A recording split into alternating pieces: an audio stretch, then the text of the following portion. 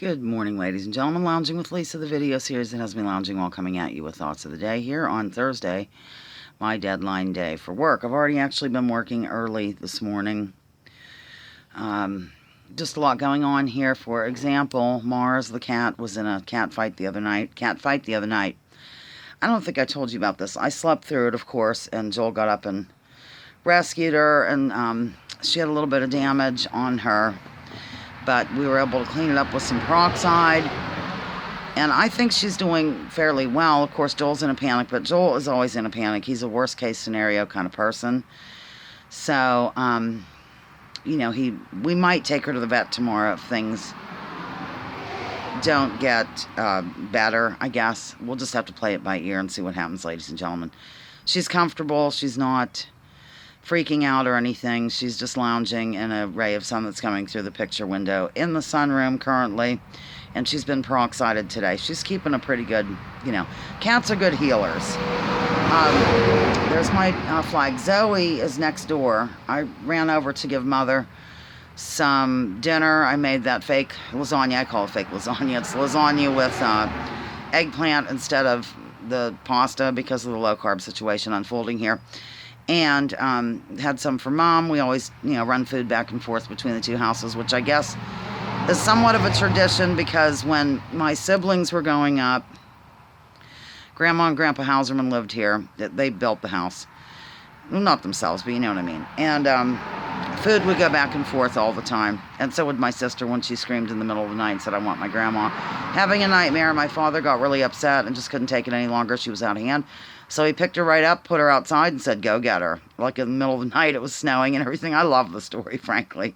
But Grandma wasn't too fond of Dad over that one. It was his mom, Grandma and Grandpa Hauserman. So he's like, "You want her? Go get her." And Grandma kept Jill over here for a couple days. She couldn't get over Dad. I could. I mean, that's, just something that he would do, I think. I mean, I know.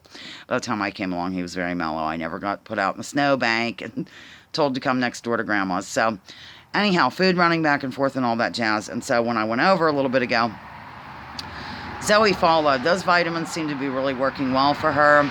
I think probably a lot of the issue was Zoe's been kind of sick on and off lately for new people. I think part of the problem was that she wasn't really getting enough nutrients that she needed. And this is a B complex and has amino acids and that kind of jazz. So, and she takes it really delightfully. And Zoe is the worst patient on earth. I mean, she just is not a good patient. You can't give her pills. She's a real pitta when it comes to that. So she takes it extremely well. No problems, no head shaking, no spitting, no giving weird looks or any of that jazz. She's over at Mother's right now. She loves to just march right in there and prance all over the house. So Mom said just leave her here and she'd send her home in a little bit. So that's what's going on.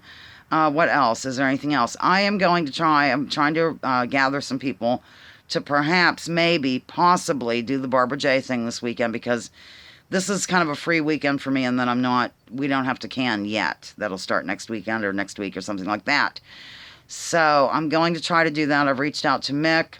Not sure. Karen Morrison, the one who just lost her brother-in-law, is not going to be able to do this because she has a lot going on, clearly with the death and everything and all the arrangements and all that jazz. It kind of put her back a little bit with some things that she had to do. So unfortunately, she will not be going. But hopefully Mick will come along. That would be a blast. And I can do some videoing of the tour for you, the loungers. That's the whole point. Meanwhile, Bernard went missing for a night. Perpetual had to kill a yellow jacket nest up there.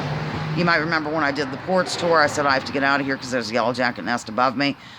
That night or soon thereafter, Perpetual got a ladder out and it scared Bernard. And he disappeared for like 24 hours. But I called him. I saw a rabbit running across the yard yesterday. And then he casually sauntered into the picture. So he's back. Here he is. I hope he's in the frame. And tonight, let's see, Mother and I have to run Spencer's car up to the mechanic in Conneautville area and leave it there for inspection tomorrow. That's what's happening. Catching you up on all the latest shenanigans. Of course, I'm sure some of you were glued to the Democratic debates. I refused. Perpetual had them on for background noise in the kitchen or something. It was just crazy. It's crazy behavior. Why do we have election seasons that run nonstop now. It's just, you know how I feel about the whole thing. I'm not even going to get into it. Lounging with Lisa, the video series that has me lounging while coming at you with thoughts of the day. Join me, join others. Drop your political identities. Let's focus on issues. Leave labels at the door. Research before you judge. And remember, war is a racket. Don't take my word for it. Check out General Smedley Butler and what he had to say. The book's in the house. I don't feel like getting it. And look, forgot to show you. I'll put my Glooby down. Glooby, it covers my camera. Here's this hand. I used Mother's nail polish.